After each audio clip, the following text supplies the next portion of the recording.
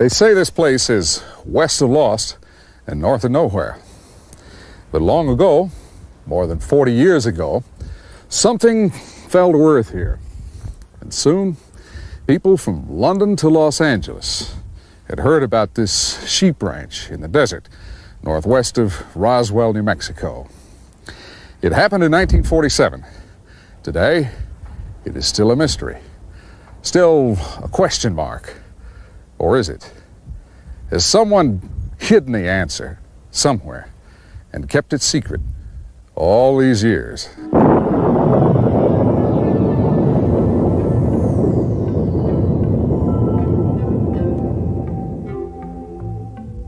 That summer in 1947, the world was recovering from history's most terrible war. Yet, it would be fair to say that, for Americans at least, things were getting back to normal.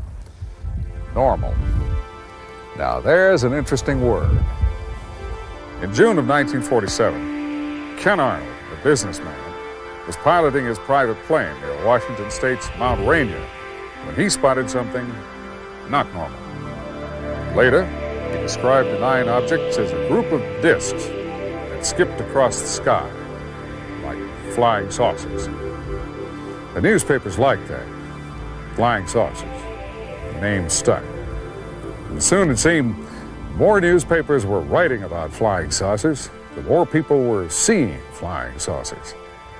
Here in New Mexico, in June and July of 1947, there were multiple sightings of the discs, or flying saucers, if you will. Maybe they really saw them, maybe not. And even if they did, maybe the lights were just reflections, or something caused by nature, like heat waves or mirages.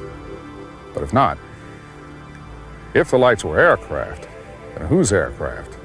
And what brought them here? Why New Mexico?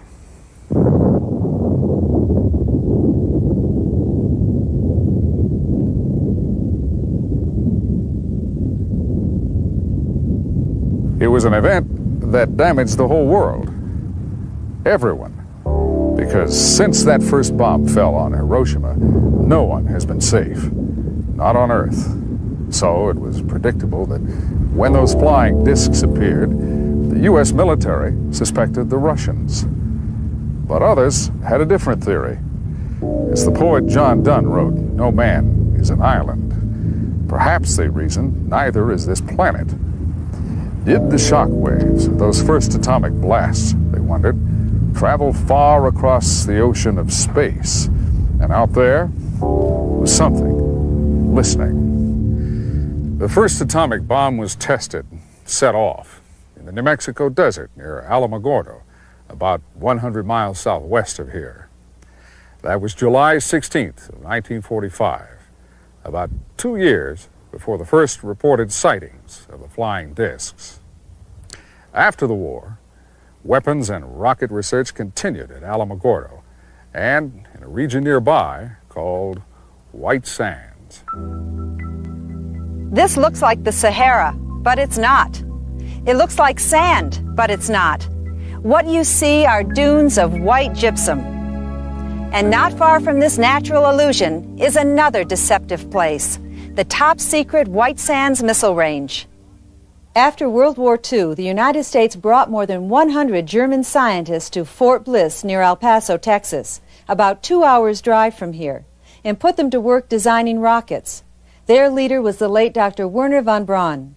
On April 16, 1946, the first American adaptation of a German V-2 rocket was launched from White Sands Proving Ground. Other V-2 rockets were successfully launched that year on June 13th, October 10th, and the 17th of December. The December flight reached an altitude of 116 miles. Meanwhile, in Roswell, New Mexico, the world's only nuclear strike force maintained a state of constant readiness. With 15 atom bombs in its arsenal, it was the United States Army Air Corps' 509th Bomb Group. If you look at the map, you see this: 3 locations in the rough shape of a triangle. At the bottom left corner, the missile range. At the bottom right, Roswell Army Airfield, headquarters of the 509th and its nuclear arsenal. And at the top of the triangle, the site of the mysterious crash, July 2nd, 1947. So what came down out here? An enemy reconnaissance flight? The U-2-like crash of a Russian plane? Well, that theory would soon evaporate. The Army, Air Force, and yes, the Pentagon moved fast to come up with another story. We know that now. And there is convincing evidence the official story was false.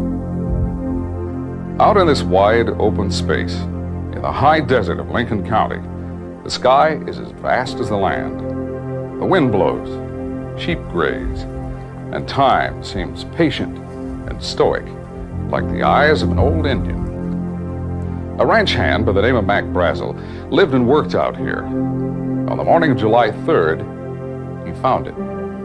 In a pattern perhaps 3/4 of a mile long and 250 feet wide was a scattering of pieces of things. They had fallen everywhere, landing on the wet sand and in sinkholes filled with rainwater. On the night before, a violent thunderstorm had broken over the desert. But Mac Brazel remembered hearing one thunderclap louder than all the rest, almost too loud for thunder. Now, looking at the wreckage that littered the desert, he wondered, was it thunder or was it an explosion?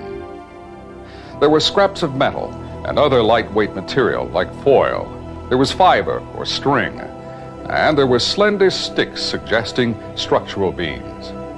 On these sticks, he saw markings that reminded him of symbols scratched in clay by Indians. Petroglyphs, they're called. That's how they looked to Mac Brazel. Others who would see them later compared them to Egyptian hieroglyphics. Mac would remember that the debris was so deeply packed, the sheep would refuse to cross the field. He had to herd them around it, to water that was more than a mile away. He gathered up some of the pieces and took them to the house of his nearest neighbors, Floyd and Loretta Proctor. He described the stuff to us, and we advised him to, come to Roswell and report it. We'd heard that, there's a reward for UFOs, and we call them flying saucers. That evening, after his visit with Loretta Proctor, Mac would return to the debris field. According to his son Bill, Mac then brought a large chunk of the debris to this livestock shed. The shed is about 3 miles north of the crash site, still here after almost 50 years. That was the origin of early reports that a rancher had found a flying saucer and stored it in his barn. Mac still had work to do. The next 2 days, on the 4th and 5th of July, he tended the sheep. Then, on the 6th of July, he got up early, finished his chores, and drove into Roswell. Mac's first stop was the sheriff's office.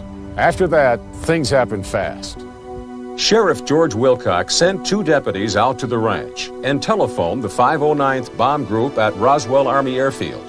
In no time, the 509th's Air Intelligence Officer, Major Jesse Marcel, arrived at the sheriff's office.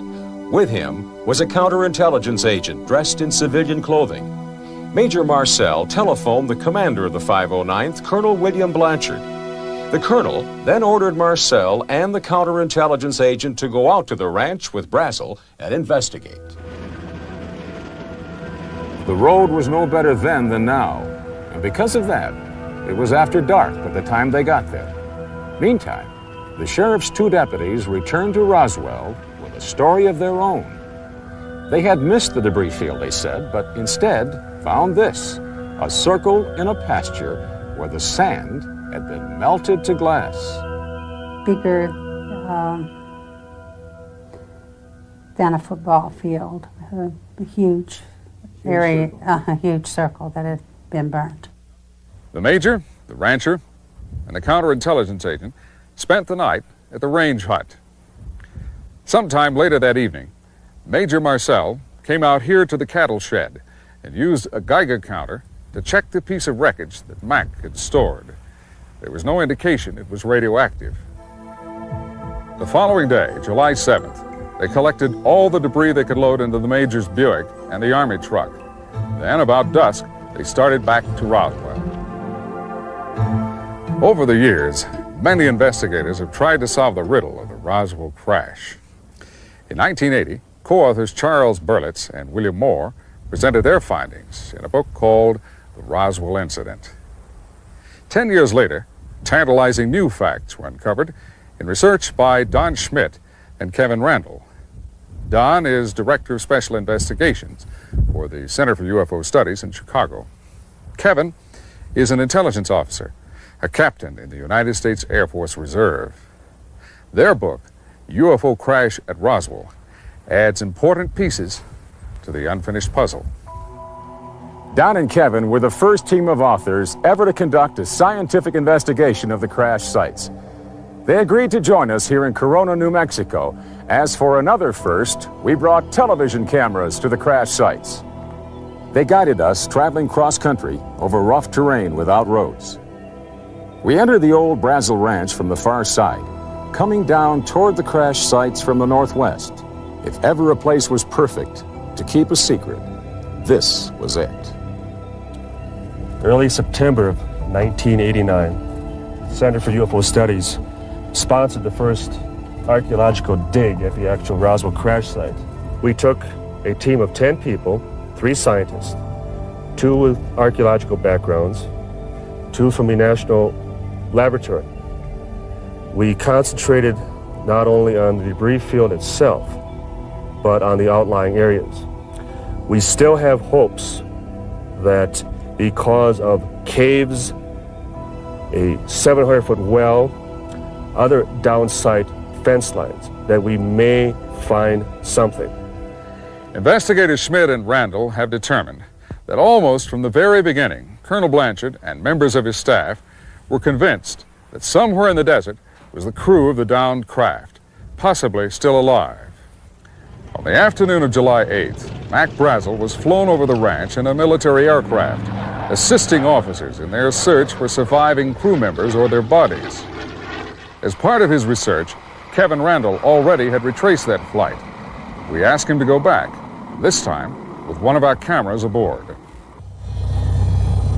As near as we can determine, on July 8th, the 509th Bomb Group initiated an aerial reconnaissance. What they were trying to do is find the rest of the craft. They suspected there would be more of the craft there than just the debris field. The aerial reconnaissance was an idea to find that. Mac Brazel was in the aircraft with them, the thought being that Brazel, as a rancher, would be familiar with the landmarks, and if they did locate any more of the craft, he could direct them directly to the site. The craft came up off the debris field after leaving the gouge, gained a little bit of altitude. Kevin is convinced the craft stayed in the air a few more seconds after the explosion. It flew about 3 miles, then crashed at the base of those rock cliffs you see below. We call it the impact point. Ironically, it was a group of civilians who reached it first. We have descriptions of the second crash site from 3 separate sources. A civil engineer, an archaeologist, and a soldier. All claim to be eyewitnesses. We think the search plane with Mac Brazel aboard spotted it too. According to all accounts, and they are strikingly similar, this was the scene. An aircraft shaped like a disc had crash landed. Lying on the ground beside it were several bodies, humanoid but small, perhaps only 4 or 5 feet tall. They were very thin and their heads looked too large for their bodies, at least by human standards. To reconstruct what happened the night of July 2nd, 1947, investigators Randall and Schmidt have developed a theory that explains all 3 locations: the debris field, the circle of melted sand, and this location, where the saucer and its crew are said to have been found. Flying through the storm, the ship malfunctions. It descends and either lands or skips along the ground. Intense heat from the craft melts the sand to glass. Back in the air again, it flies only a few more miles, still in trouble. Then, crippled, the ship travels perhaps 2 miles beyond the debris field. A voyage light years across space ends in the New Mexico desert. For the crew, injured and stranded, death is inevitable. On July 8th, the day the second crash site was found, things started rapidly to unravel. The first soldiers to reach the disk discovered civilians had gotten there ahead of them. And back at the base, the phones started ringing and wouldn't stop. The world was electrified by an official press release. It announced the 509th had recovered a flying disc. Walter Hart still lives in Roswell. He settled there after resigning his commission in the Air Force. First Lieutenant Hott was Public Information Officer of the 509th. This is the substance of the press release that he wrote. Soon, the lieutenant would be blamed for jumping the gun and portrayed as an eager beaver. I think that not only was I set up, but I think Colonel Blanchard was also. About the only reason that I can think of is they wanted to cover up the story and keep all this information confidential. Tuesday morning, the 8th of July, Major Marcel, the intelligence officer, reported to the commander of the 509th Bomb Group, Colonel William Blanchard. Colonel Blanchard ordered the provost marshal to surround the debris field and to post guards sealing off all roads leading into the crash site. Then Colonel Blanchard reported to 8th Air Force headquarters in Fort Worth. And soon, the Pentagon set a flight with a special team of agents from Washington to Roswell. Later that morning, about 11 o'clock, Lieutenant Hott finished the press release. He would drop off copies at both Roswell's daily newspapers and at both the radio stations in town. Every news bureau subscribes to wire services, like the Associated Press, Reuters, or United Press International. Nowadays, at the Roswell Daily Record, bulletins come in over computers instead of teletype machines. But even in 1947, the word could be flashed from Roswell around the world in minutes. And that's exactly what happened. By noon, July 8th, every telephone line into Roswell, New Mexico was jammed. At the 509th, Colonel Blanchard himself couldn't place an outside call. It was impossible. By 4 o'clock that afternoon, Mac Brazel was back in Roswell after helping out in the air search that found the second crash site. The next thing that happened was a classic military snafu. The Army lost Mac Brazel. But Walt Whitmore, an owner of station KGFL in Roswell, found him. We get more on that from Judd Roberts. But he found him, and he suggested that they go out to Whit's house, which was on the extreme side of Roswell at that time. And we felt that it would give us an opportunity to get some information, which we would like to have had. As someone said one time, you sequestered him or you hid him out, but I'd like more politely to say we offered him a place to stay that night so he could get away from a lot of people with questions. With calls still pouring in from as far away as London and Hong Kong, the Roswell Daily Record hit the street with a front-page banner headline. The newspaper based its story on Lieutenant Hott's press release. But, as we know now, more than 40 years later, the media was about to be sealed off from the facts and spoon-fed an alibi. Army officers found Mac Brazel and put him under house arrest. Hours of intense grilling would follow, and he was subjected to a complete physical examination. Then, on July 9th, at radio station KGFL, Walt Whitmore got a special telephone call from Washington. He was ordered not to broadcast his recorded interview with Mac Brazel. The suggestion was made to us that if we wanted to keep our license, we would not use the interview on the air because that would give us about 24 hours to find something else to do beside the radio business. Next, Army officers searched all the radio stations and newspapers in Roswell. They seized all copies of the press release and anything else they could find that pertained to the story. Then, on July 9th, Mac Brazel, escorted by officers, turned up at radio station KGFL with a brand new story, not at all like the one he told Walt Whitmore while in hiding. For centuries, the Indians of New Mexico worshiped the sun, the giver of life, gatekeeper to the vaults of heaven.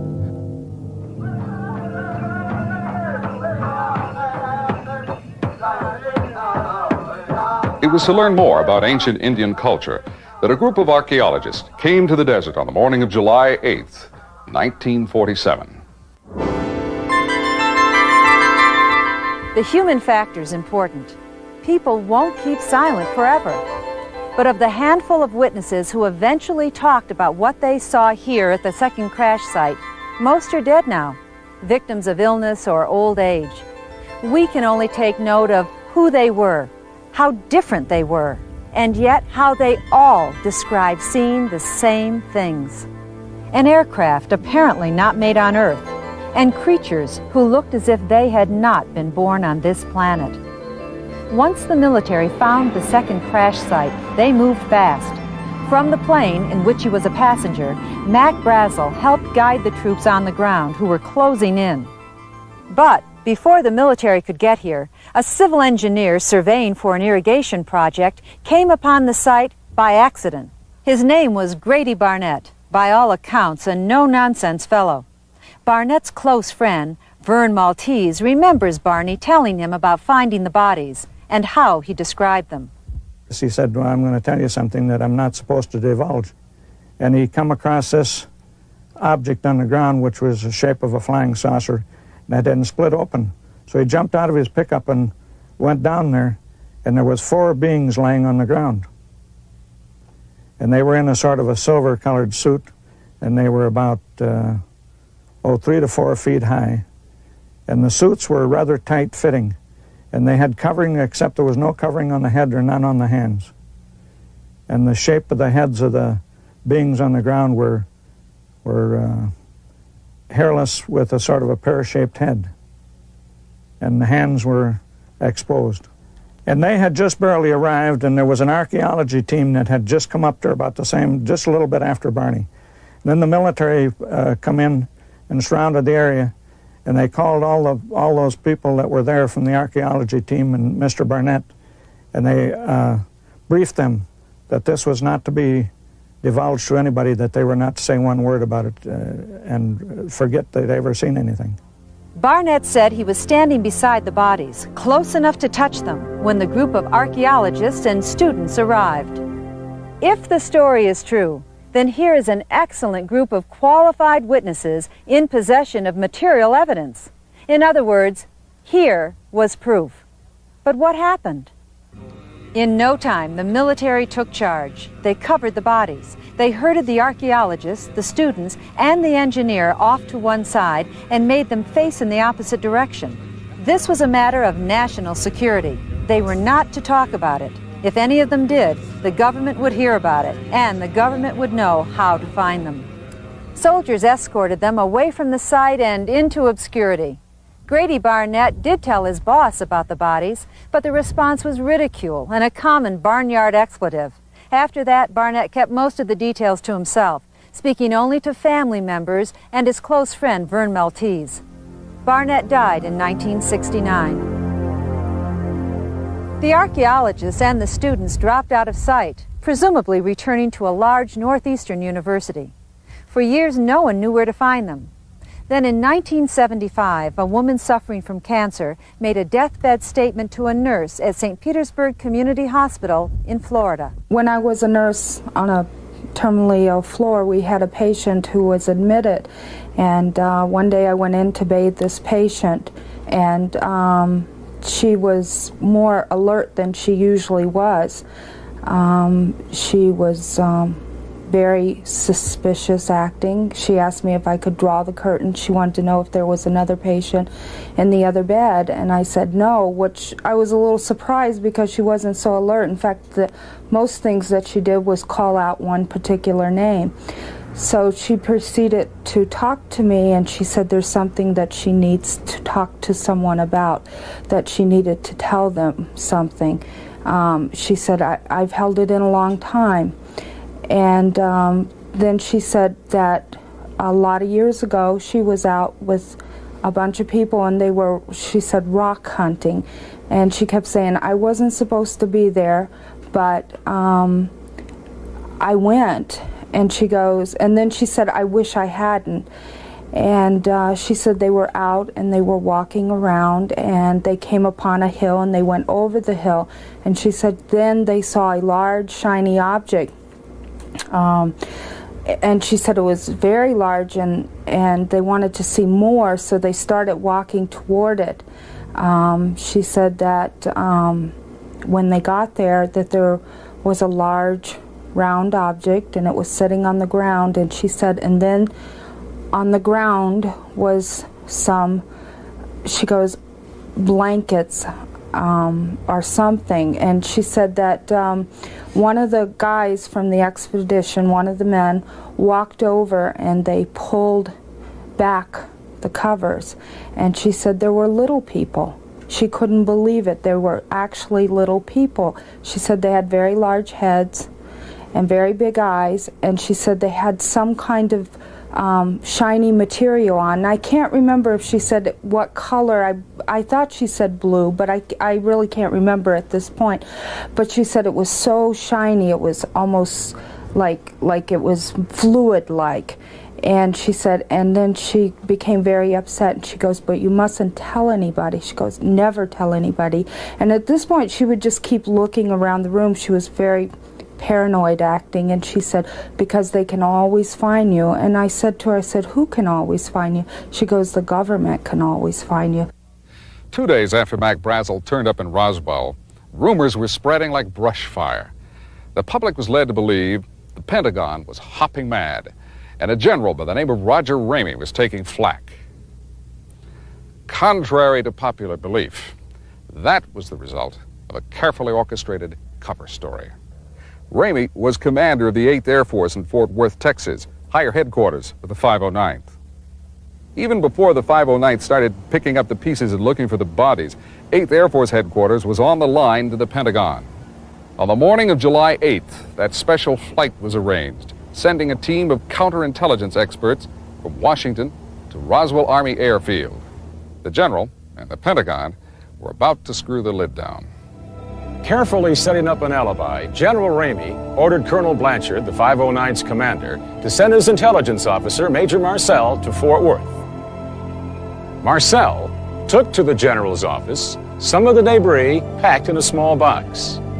Leaving the box on his desk, the general then led the major into another room, suggesting they look at a map. When they returned, the box had disappeared. In its place was a damaged weather balloon. Next, General Ramey called in the reporters. Just a mistake, he announced. Major Marcel and the 509th Bomb Group had goofed. Besides, the general added, this one was a new kind of balloon. It was case closed by mid-afternoon.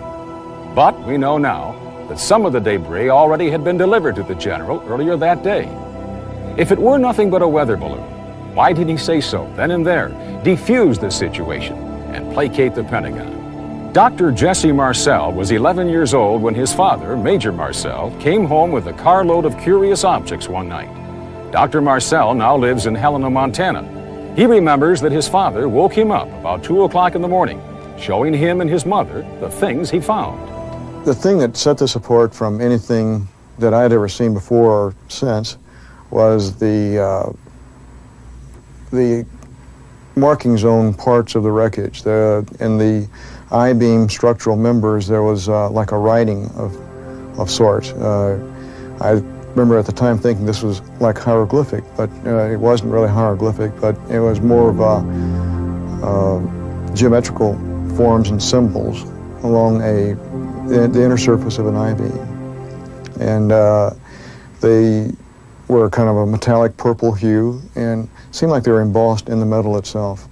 And I suppose that is the singular thing that sets us apart from more ordinary debris. I do know it was not a weather balloon or radar target as was proposed by the Air Force. Because I was, even at that young age, I was familiar with things like what a radar target should look like, what a weather balloon certainly would look like. And since they used that as a cover story for this extraordinary debris, I knew that there must be something very unusual about that. And so I have come around to the realization that this was out of this world. In May of 1990, Dr. Marcel agreed to be placed under hypnosis. It was an effort by Don Schmidt and his colleagues to retrieve from the doctor's mind lost memories, to see again clearly the indecipherable symbols on those sticks of debris, the ones that looked like structural beams.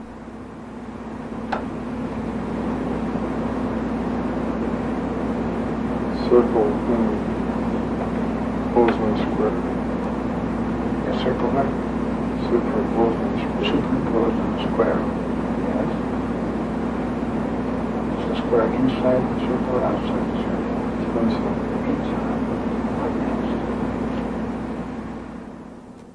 Here at the debris field, while the general was putting out his weather balloon story, teams of men with wheelbarrows were still working. Imagine roadblocks, machine guns, and at least 60 men with trucks to recover a balloon like this. Other weather balloons have been found and turned in by civilians. They were small enough to fit in the trunk of a car. Even the new model referred to by the general would have fit. In fact, Mac Brazel said he knew what weather balloons looked like, that he had found them on the ranch before. Despite military pressure, Mac still would insist that the debris in the field the sheep would not cross was different.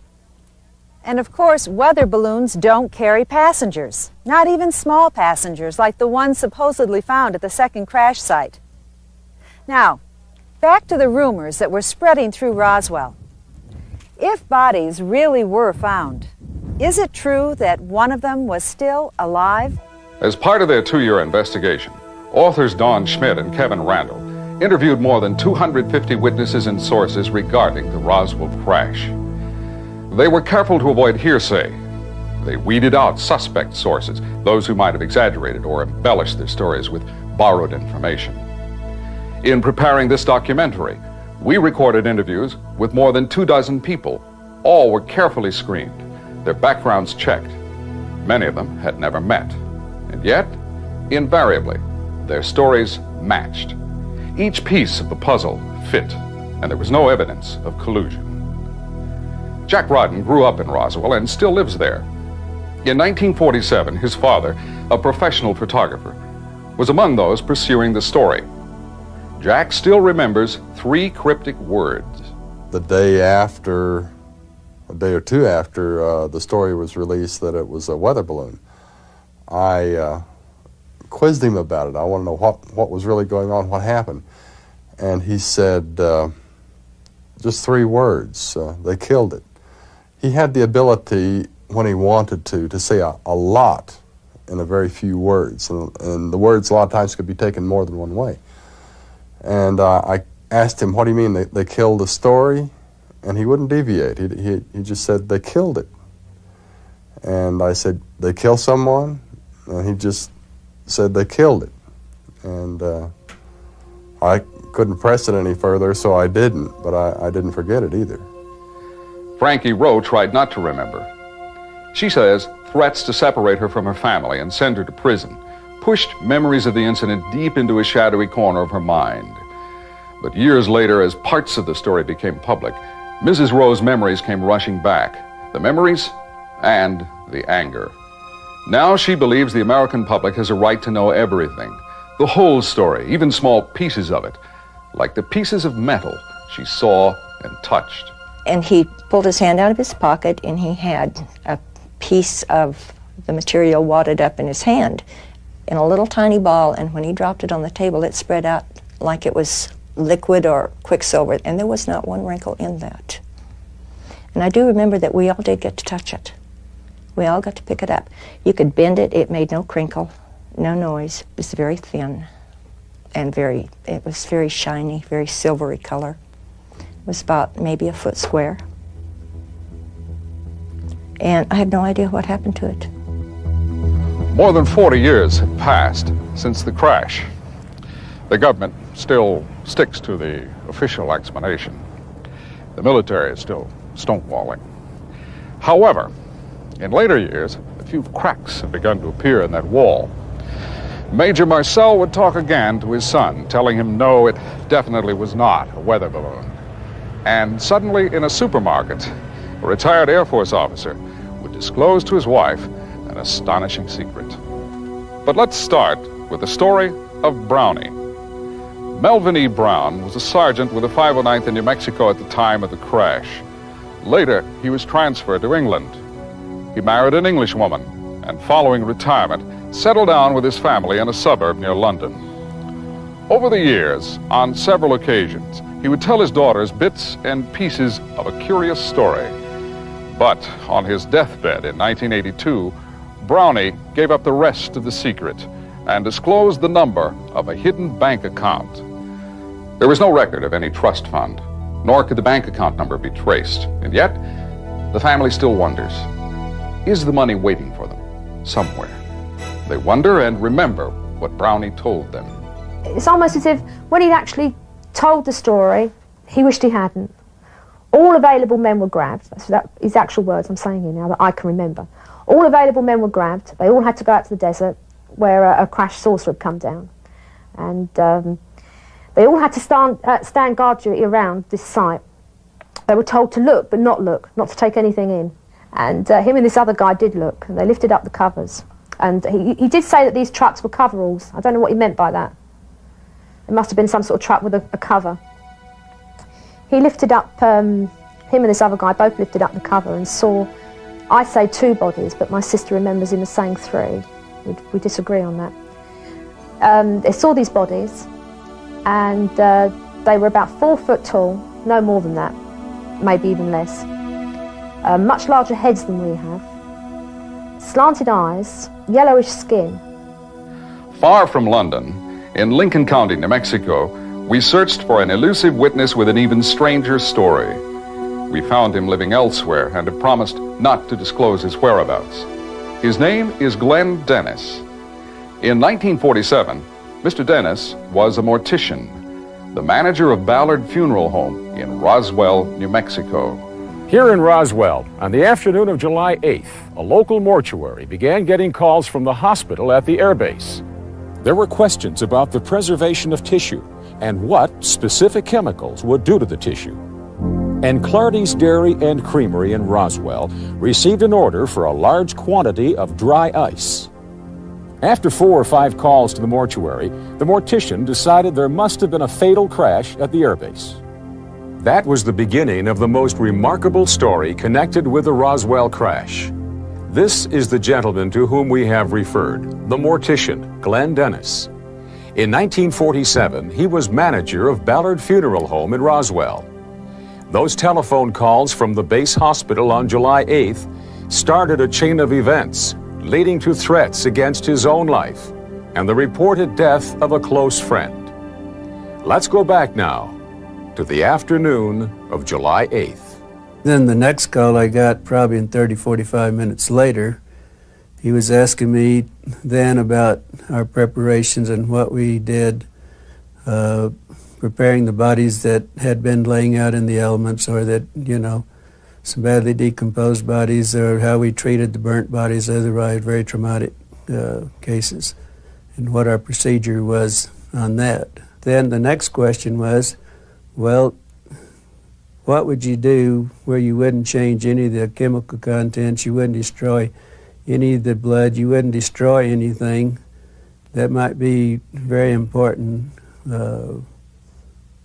later on, down the road. What would your process and what you do and the chemicals that you use, would that change the blood contents and everything? I knew at the time that there was something that probably happened. I thought maybe it was something that they weren't ready to release, or that might be some VIP or something they didn't want.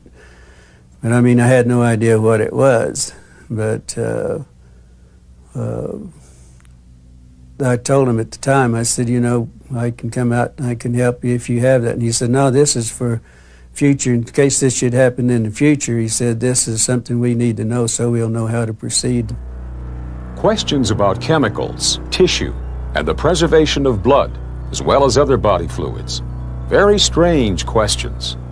If doctors at the base were examining the remains at the time of those telephone calls, it follows that by July 8th, the bodies had been removed from the second crash site to the base hospital. That would match key points in the story told by Sergeant Brown. Not only that, but Glenn Dennis' story tends to corroborate the story told by witness Frankie Rowe. Now, he felt that the one that was alive, he said later that it was taken out to the base hospital.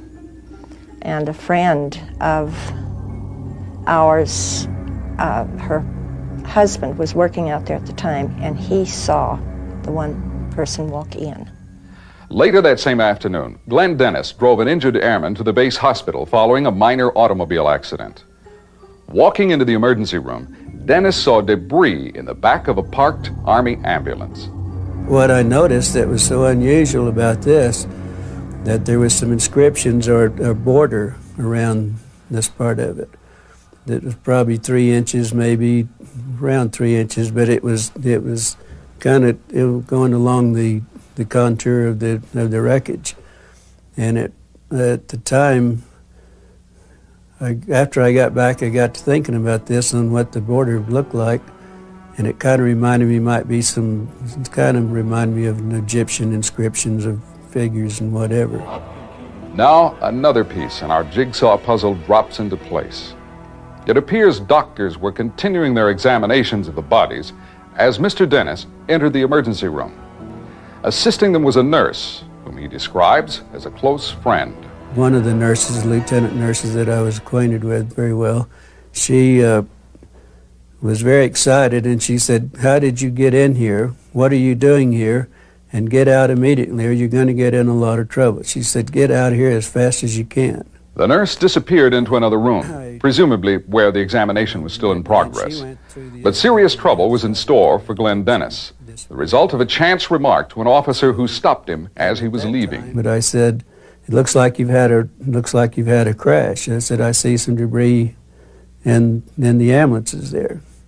And that's probably where I really got in trouble right there. And he said, "Well, just a moment." And then he went to the door and he motioned for somebody, and about that time there was 2 MPs that came out. And he said, "Get this man out here, get him out here as fast as you can get him out of here." And then we were starting down the hall, and then there was a man that we heard a voice said, "I'm not through with that SOB yet," said, "Bring him back." Mr. Dennis says suddenly he was rushed into a room where he was confronted by 2 men he had never seen before, an Army sergeant and a captain with red hair. A sharp exchange followed, in which Dennis says both men threatened to kill him. The captain told me, the red-headed captain told me, he said, "There was no crash here, you did not see anything," and he said, "You don't go into town, you don't tell anybody anything that you saw anything or anything else. He said, if you do, you will get in real serious trouble." Well, I was a little agitated because I didn't like the name he called me to start with. And I informed him, I said, "Look, I'm a civilian, you can't do a damn thing to me, and as far as I'm concerned, you can go to hell." And that was the exact words that I told him, and I remember it very clearly. And then the black sergeant, he said, "Oh, don't kid yourself, young man." He said, "Somebody be picking your bones out of the sand." Army Air Force Captain O.W. Henderson kept his mouth shut for a long time. He didn't go public until he learned that some of the others had broken their silence. He was retired by then and living in California. It had been rumored for years that one of the pilots on one of the flights out of Roswell had actually seen the bodies. But the rumor did not become a reality until 1982, when Pappy Henderson finally spoke out. He told his wife, "I've been dying to tell you for years." We were in the grocery store in San Diego, where we had lived for many years, and we were at the checkout stand, and here was a paper, the Globe, I believe it was. Here was all of the story about it. In fact, I still have the papers here. And he said, he took a look, and he said, "I've been wanting to tell you about this for years. I guess if they're putting in the papers now, it's no longer a top secret." And he said, he bought the papers, and we went to the car, and he said, "Read those." And I read the article, and he said, "It's a true story." He said, "Not only did I know about it, but I'm the pilot that took the crashed saucer to Dayton, Ohio." I was astonished, and if it hadn't been Pappy telling me, I probably wouldn't have believed it. But he was very confident, and he was always very truthful and straightforward. So I believed him, but in those days, if you said you'd seen a spacecraft or a flying saucer, you were put in the annals of a nut. So we didn't say much about this, but years before, when people would ask him what he thought about flying saucers, his answer was, "There's something to it." We may never identify and confirm all the witnesses, but let's review the ones we've heard about so far. These are people who claim they saw bodies of humanoid creatures killed in the Roswell crash. We have an Army pilot, a civil engineer, an archaeologist, and a sergeant who peeked under a tarp. Two of our purported witnesses allegedly made deathbed statements. The woman dying of cancer told her story to a nurse at a hospital in Florida. And for the last 4 days of his life, Sergeant Melvin Brown talked about the crash, insisting the bodies were real and the weather balloon story was a lie. What on the earth could he have done that he would have been so worried about on his deathbed? Because he was worried about it. I mean, he was mentioning this place in his sleep and sort of shaking his head and nodding and arguing in his sleep about it and mentioning it. He was worried about it. Whatever it was, he was really worried. And this is what makes me angry. It makes me rather bitter to think that, all right, I don't know, UFOs, alien bodies, I don't know what the truth is. All I know is that if my dad said so, then that's it. He wouldn't have lied. During our investigation of the Roswell crash, we located a witness who claimed to have watched a bright light cross the sky and fall to Earth the night of July 2nd, 1947. His name is William Woody, and he still lives on the same small farm outside Roswell, New Mexico, where, as a boy, he says he and his father watched a burning light slowly flying northwest toward the desert. My dad looked up and said, "My God, what's that bright light there?" And we got to looking, and it looked like a falling star at that time, but we got to checking it, and it was much larger, much closer. And we looked at the picture of it. Well, it just showed much larger and much closer, and just a large stream of white light with a reddish tail on it. Woody's father drove out to the desert several days later, trying to find the spot where the light came down. Woody went along, but they found the roads blocked off by military guards.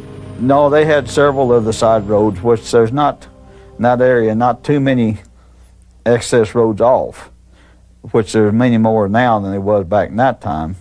But every one that we come to, they had a security set up so you wouldn't go off in that area to the left-hand side of the road going north. Far out in the desert, at both crash sites, teams of soldiers were hard at work, cleaning up debris and hauling it away in trucks. A very large operation indeed for the alleged recovery of a weather balloon.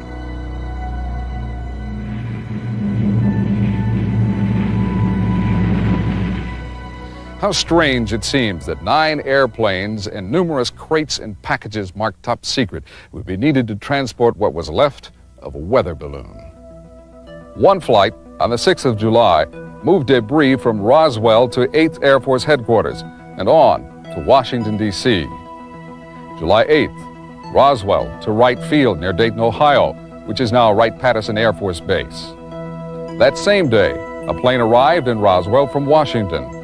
The crew picked up a sealed box containing debris. And another flight was flown from Roswell to Fort Worth, all on the 8th of July. The day after General Ramey's news conference, special flights were still going out. 3 on the 9th of July to Los Alamos. 1 more that day from Roswell to Fort Worth. And on the 10th, a flight departed Wright Field in Ohio for an unknown destination. Apparently, debris was being shipped out from Roswell as rapidly as it could be recovered and brought to the base. But what about the bodies? What happened to them? We can trace the recovery of the bodies from the actual crash site to the base hospital at Roswell. The pathologist, Dr. Johnson, who did the preliminary examination of the bodies, filed a report, a preliminary autopsy report, of which we have no records. In fact, all the records from Roswell went to Washington. No paper trail whatsoever have we been able to uncover from Roswell. Dr. Johnson is now deceased, but in attempting to research his background, Don and Kevin made a startling discovery. All records of the late doctor's military service, indeed most of his career, had vanished. According to the ABMS Medical Compendium of Medical Specialists, Dr. Johnson completed his internship in 1946. Yet in 1947, when we can document his being at Roswell, there is absolutely no mention of that fact. In 1948, he is listed as a pathologist practicing in Galveston. In 1949, until going into private practice, he is listed at numerous hospitals throughout the country. Each hospital that we contacted has absolutely no records of Dr. Johnson being on staff. If an autopsy was performed on one or more of the bodies, no one has ever been able to find the report, not even using the Freedom of Information Act. However, this man claims to have spoken with a doctor who dissected the alien bodies. The medical person he had reference to had information about the anatomy of the alien, of the dead alien that was taken from a crashed disk. He is Leonard Stringfield, the retired marketing director of a large chemical company. Stringfield has devoted more than 20 years to investigating and writing about UFO phenomena. He specializes in suspected crashes and retrievals. The head is large, very large by human proportions. There is no hair follicles. There are no earlobes. There is no nose as we have as human.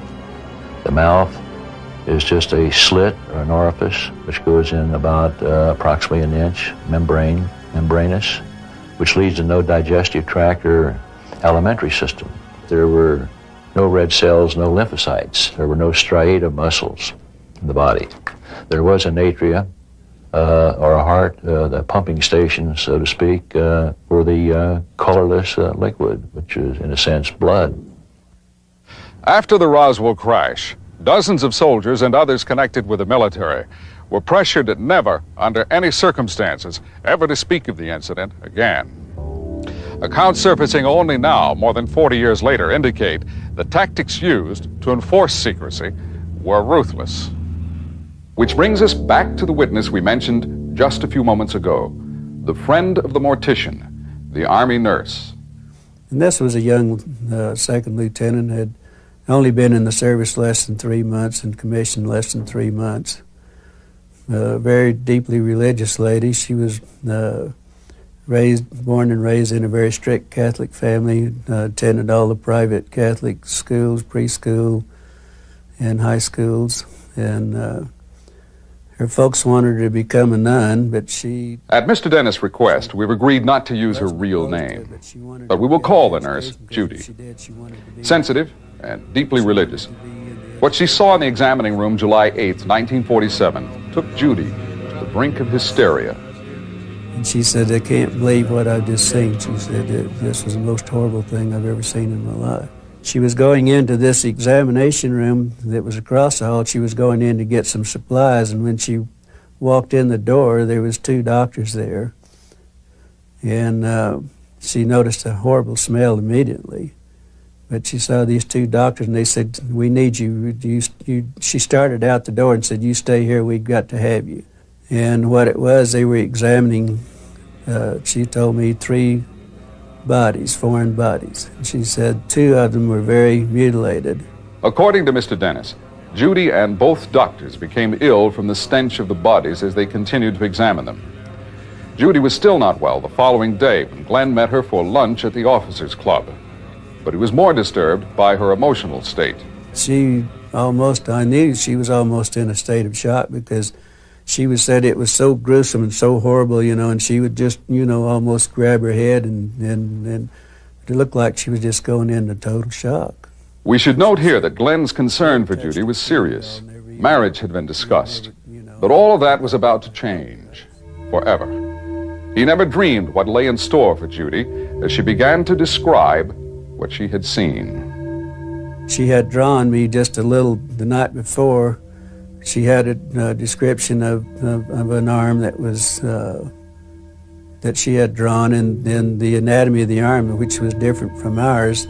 There was only 4 fingers on the hand. Didn't have a thumb to it. Only 4 very slim, fragile little fingers. But when they turned one of the hands over, they noticed at the end of the fingers there was little pads on each one of the 4 fingers there. And it looked to them like they were like little suction cups. They were little hollowed out areas that looked kind of like a suction cup.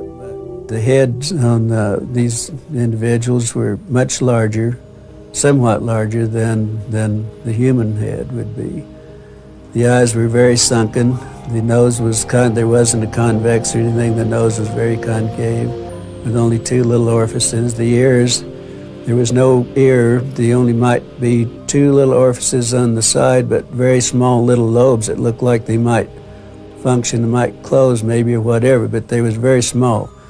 Nothing resembled an ear on a human anatomy at all. Not touching their food, they continued to talk. But for Judy and Glenn, time was running out. She never touched her food at all, we never, I think I drank my Coke, but I was so, I thought, my God, this was something else, and I don't know that I ever ate my food either, but that was, then she said, I've got to go back to the barracks. He said, I am deathly ill, and I've got to go back to the barracks, and then that was the last time I ever saw her. Call it stick and carrot. Apparently, counterintelligence agents and ranking officers used both threats and money. The archaeologists were intimidated, told the government would find and punish them if they ever talked, and indeed none did, with the possible exception of the cancer patient on her deathbed in Florida. Mac Brazel had not yet heard the Korean War term brainwashed, but might have used it to describe the days and nights he spent as a virtual captive, being interrogated, examined, and forced to change his story. But one thing more, Mac's friends, the Proctors, remember he came back from Roswell driving a new pickup truck. Yeah, I think maybe he did come back with a pickup truck when he came back. And we always wondered if he didn't get a reward. And suddenly, the ranch hand described by those who knew him as dirt poor had money for a meat locker in Las Cruces and a new house. When they brought Mac down and kept him a few days, and then he came back, and he wouldn't talk about it, but we always wondered if he got a reward, because it wasn't long after that until he went to Alamogordo and put in a locker plant. And back then, I don't know what it would cost to put in a locker plant, because it's lots of individual boxes and things. It's, a lot of freezing units. So I don't know what it would have cost, but I think it would have cost more than he got on his wages. Threats and rewards and continuing surveillance. Mac Brazel's son Bill had his own collection of small pieces of debris until he talked about them at a bar in Corona. The next day, military officers appeared on his doorstep and confiscated the pieces, all of them. The sun has set on many secrets of the old Roswell Army airfield. For example, few people know the bomber that dropped atomic destruction on Hiroshima once was hangared at Roswell. Military security is a fact of life. We have been told not only soldiers but civilian firemen worked at the crash sites. Apparently, some got the carrot, some got the stick, including Frankie Rowe's father, who remained silent but angry for the rest of his life. And he was very angry for a long time about that the government could do this, that they could just totally suppress something that actually happened. And he knew that it happened. He had seen them. Confidential military sources told our researchers that more than a dozen military policemen who guarded the crash site were paid $10,000 apiece, a very large carrot in 1947. Which brings us from the New Mexico desert back to London and the family of the late Sergeant Brown. Remember, as he lay dying, Brownie talked about a special bank account. My two brother-in-laws and a close family friend was sitting with him, and he told them that he had a trust fund in a place called Roswell, New Mexico, and that he had a lot of money there, and that he'd done something hush-hush for Uncle Sam. And they all made fun of him. They all started saying, "Oh, Brownie, what did you do, rob a bank or something?" At which point he changed his tune completely and got most angry and said, "I've never done a thing wrong for my country." He said, I want you to find this money, and I want you to get it for Mum. But the money was never found. Sergeant Brown's wife, Ada, insists he was not the kind of man to make up stories. And she remembers that in those final days, his mind was clear. Marvin really knew that he was going to die because he said all his goodbyes. He said his goodbye to me, and he said his goodbye to his kids. And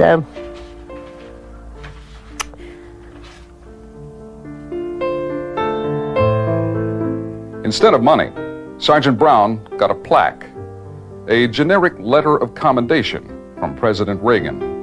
I think he deserved a wee bit more than that.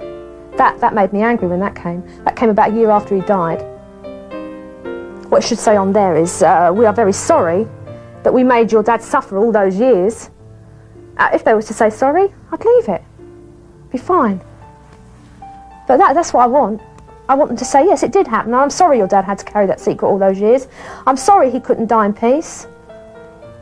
I'm sorry he had to be laying in bed dying and trying to relate a story that he was, even while he was dying, he was too scared to talk about something that happened at this place in Roswell, New Mexico. And what makes me even more angrier is when you get somebody like Philip Klass on television talking about a weather balloon. What, do they think my dad was crazy? The letter that I had sent to her with the APO number was returned to me. And on the envelope, it said, return to sender, and then it had a big red print, said deceased. By the end of July, the turbulence caused by the Roswell crash had settled. Most of the media bought the official explanation, and most of the public had forgotten the incident. It was nothing but a weather balloon. Or was it?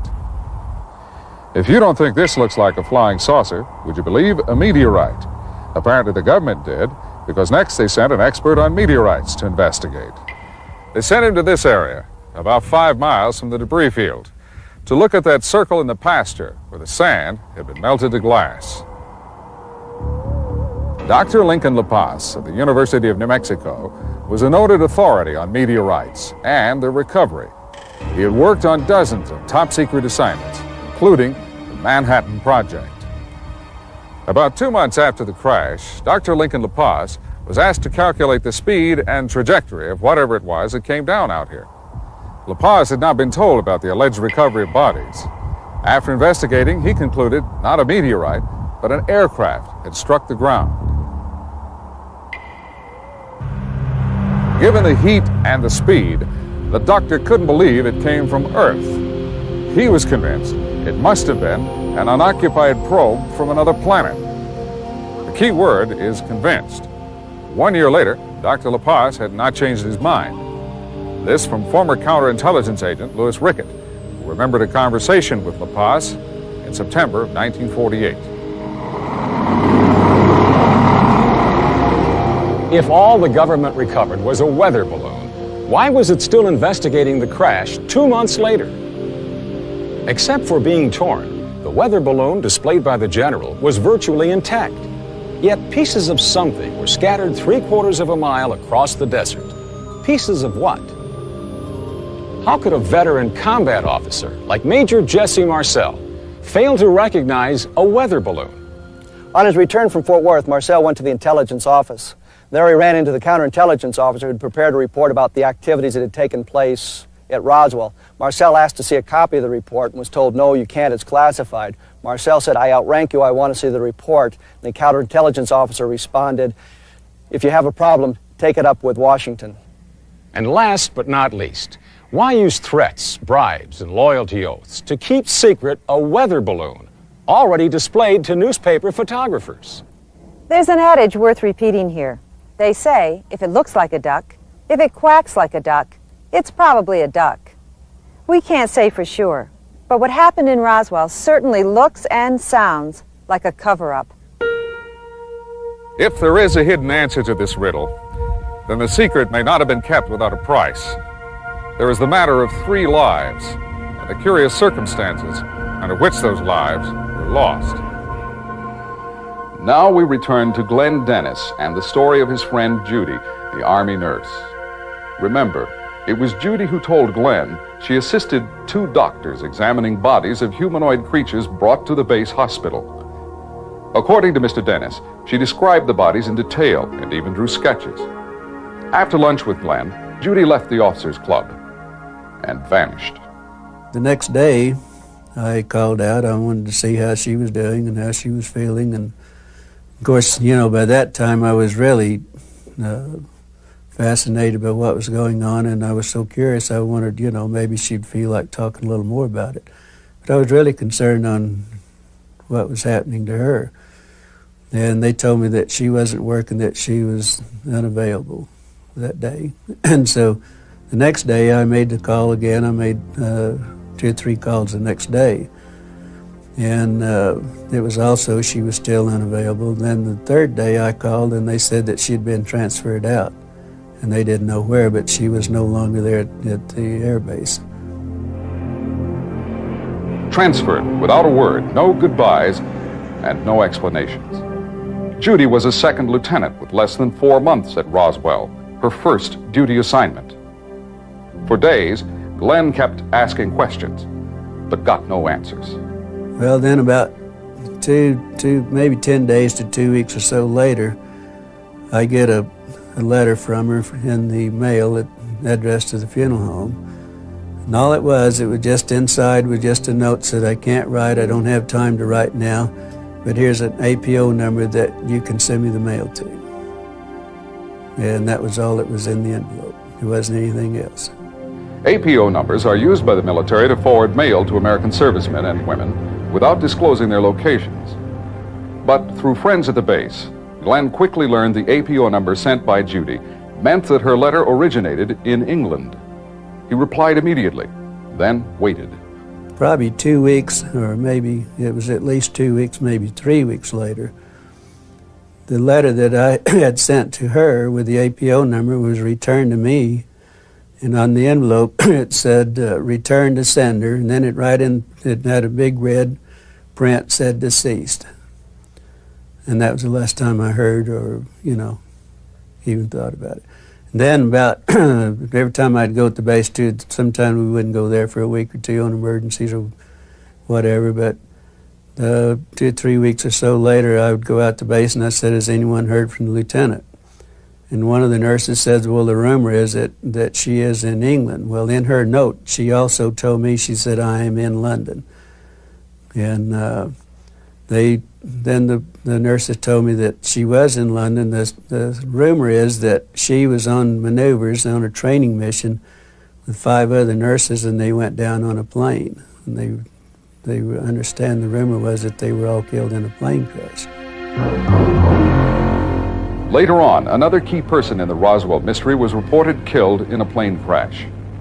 He was Lieutenant Colonel Payne Jennings, executive officer of the 509th Bomb Group. And finally, there was the curious accident which claimed the life of a soldier believed to have worked at one of the crash sites. We have information concerning a heavy equipment operator, for example, that was found crushed to death by his own vehicle, with his unscathed glasses found 100 feet from the site. The Roswell crash. Even after years of research, 100 questions still come to mind, most without answers. It's not our purpose to prove or disprove this story, only to present those facts and witnesses we could find and let you decide. Somewhere there is tangible evidence, a piece of metal, a scrap of fabric, or one more witness who remembers.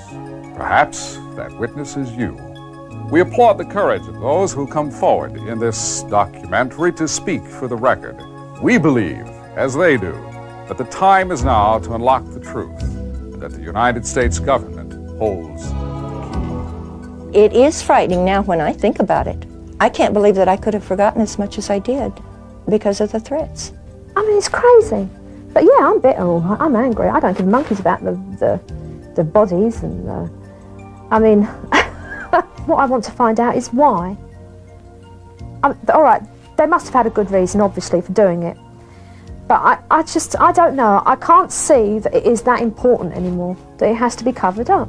You know, I think it's time they wash their land and at least give the people an explanation of why we shouldn't talk about it in the first place, if it was a national security item or I mean, you know, just the reason why everyone should keep this and why they should keep covering it up, I think they owe the American people an explanation why this happened. I mean, why they're not doing this. And let us know, and then the people know to either keep their mouth shut or go on their way. After almost 50 years, there is still no change in the official story. But whether a spaceship did or did not crash in New Mexico, one thing is perfectly clear. Details of the incident have been wrapped for decades in layer upon layer of secrecy, which raises the most tantalizing question of all. Why? Would proof of intelligent life on another planet destroy this civilization, wreck the edifice of science, and undermine religion? Is that what they fear?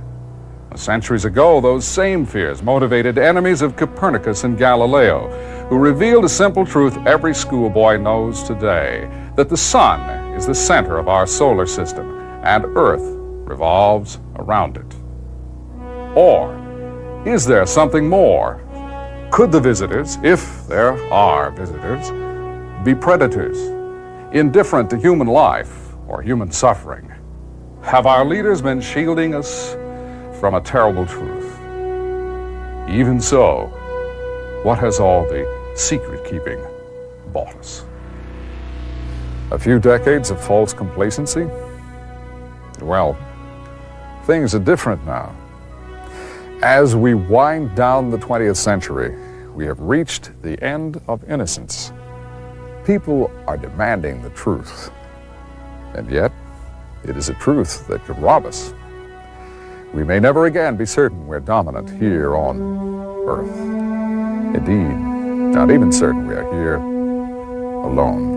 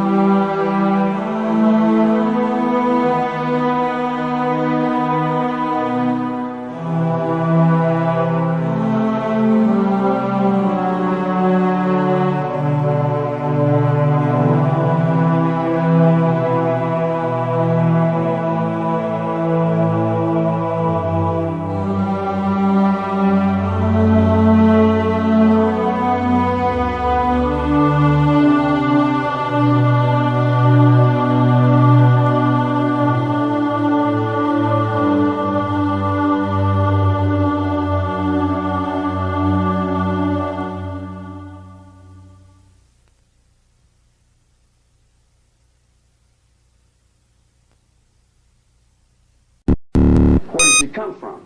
Where does the energy and power come from? Who recharges your battery? You know what I'm talking about.